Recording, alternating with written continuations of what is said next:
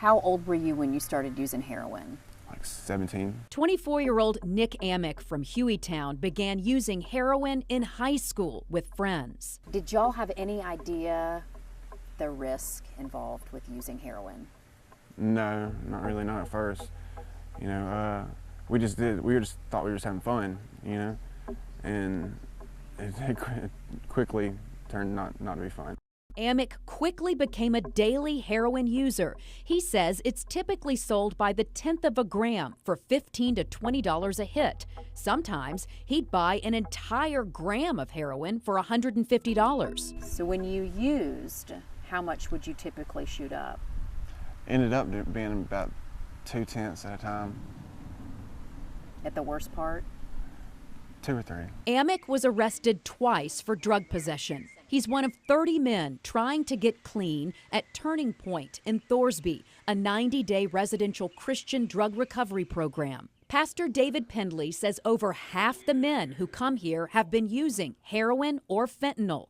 They haven't had an empty bed since January 2014. The problem is it's gotten so bad, and it continues to get so bad, that there's not enough resources available to help the epidemic that we have right now. Many men here are referred by the courts as an alternative to prison sentences, but that all depends on their charges. Under current Alabama law, the amount of drugs a person is caught with determines the severity of the crime. With heroin, 1 gram is simple possession. 2 to 4 grams is possession with the intent to distribute, and 4 grams or more is considered trafficking, with a mandatory minimum of 3 years in prison. But does that unfairly target addicts? Amick says many users buy large amounts of drugs only to feed their own addiction. I had a buddy that would buy, like, 3 or 4 grams at a time.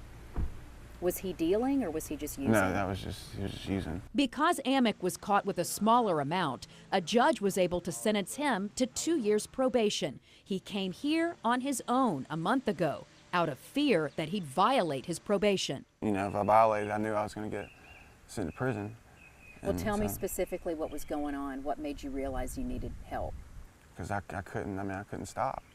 I got out of the courtroom, and I would try to, manipulate it and find out. I knew when my drug tests were going to be, so I would try to work my way around that, and then it got to the point where I'd be like, okay, I'm gonna quit a few days before my drug test, and then I'd get to that point and I just wouldn't be able to do it. Here, Amick is learning how to live without drugs through classes and Bible study. The tranquil setting gives users a chance to detox, both physically, but also emotionally and spiritually. You have also time to yourself here to find other hobbies, other things that you like to do that'll replace those bad ones. Pendley wishes the state would devote more resources to community corrections and drug awareness programs. He believes simply punishing drug offenders with jail or prison doesn't treat the root of the problem, addiction.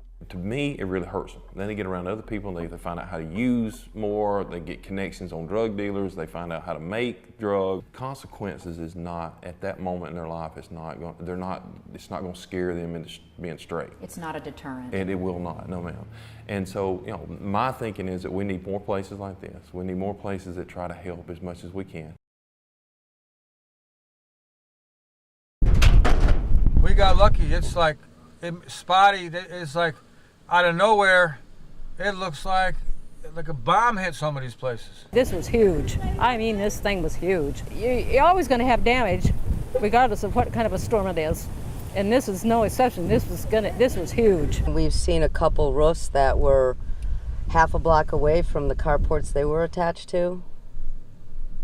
So yeah, there's been some pretty strong winds in the area. A lot of people don't have insurance on these mobile homes, and people are already saying, I'm just selling the lot and I'm out of here. I can't afford to rebuild it. I've lived here 48 years, and I was here when Hurricane Andrew was really bad and hit Homestead, but I have never seen stuff like this, never. This is tough, I've been through a couple no-name storms, that just brew out off the Gulf.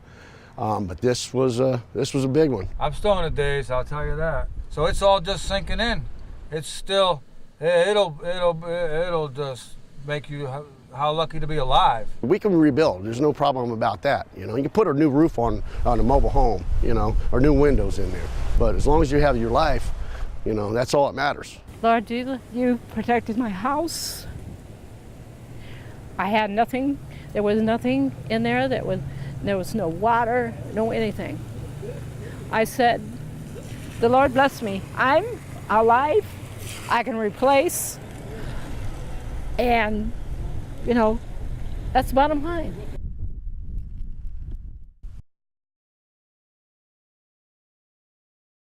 There's a killing in Inslee, and an hour later they said there's another killing in Inslee, and 2 or 3 hours later there's another killing in Inslee, and that's when the Holy Spirit spoke to me and said, Steve, something has to be done. We lift Birmingham up before you, God. Whatever we bind on earth, and we bind this spirit right now in the name of Jesus, oh God. Somebody has to cry out. Somebody has to take a stand for the Lord. Let them stop killing one another, Lord. Help us. We need Lord, we need you right now, Father. Our children need you right now, Father. Violence is not going to solve your problem. It's going to enhance your problem. Sometimes we have to be the bigger man and be able to walk away or say, I'm sorry. There's nothing wrong with humbling yourself. In the name of Jesus, Lord, teach us to love one another. Yes, Lord. We ask that you put a covering over this city right now. Lord. My prayer is that we will learn to lay down our guns.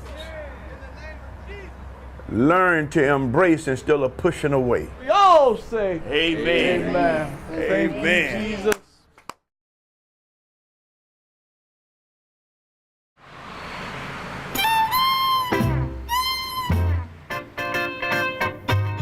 This is our 26th annual camper-sponsored Halloween trick-or-treating and our 9th annual campsite decorating contest. We had judges come out, representatives from UAB and the University of Alabama Tuesday night for the judging. We will award prizes tonight.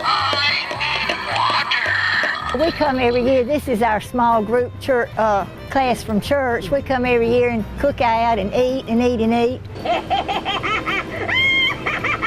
This is the biggest and most decorated I've ever seen it.